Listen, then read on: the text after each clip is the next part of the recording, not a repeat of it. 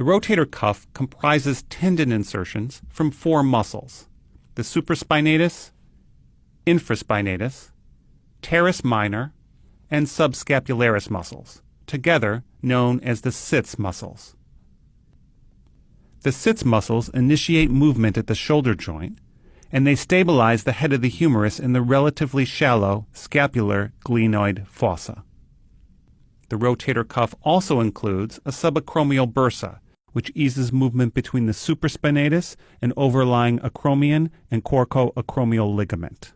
Rotator cuff disease or pathology refers to nonspecific tendinopathy of any of the rotator cuff muscles, partial or full-thickness tears of rotator cuff tendons, or bursitis of the subacromial bursa. Beyond trauma, the exact mechanism for rotator cuff disease is unclear and is often attributed to intrinsic age and repetitive use-related processes.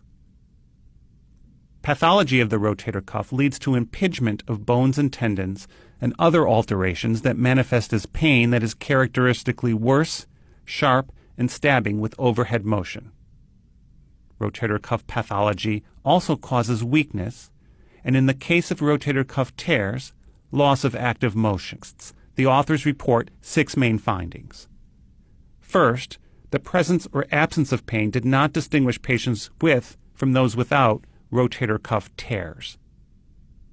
Second, atrophy of the infraspinatus muscle made rotator cuff disease more likely.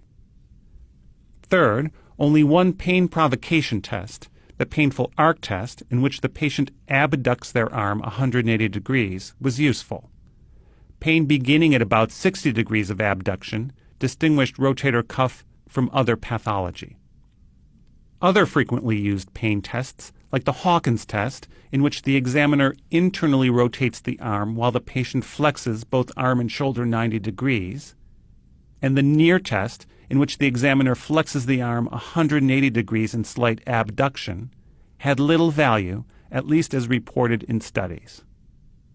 Fourth, a positive lag test, where the patient cannot maintain their arm externally rotated to their side or internally rotated behind their back, was accurate for diagnosing a full rotator cuff tear, while a negative internal rotational lag test effectively excluded a tear.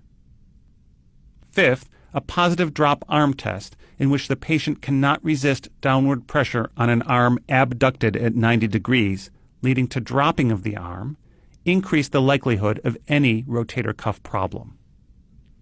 And finally, pain or weakness when externally rotating the shoulder against resistance seemed accurate for diagnosing disease.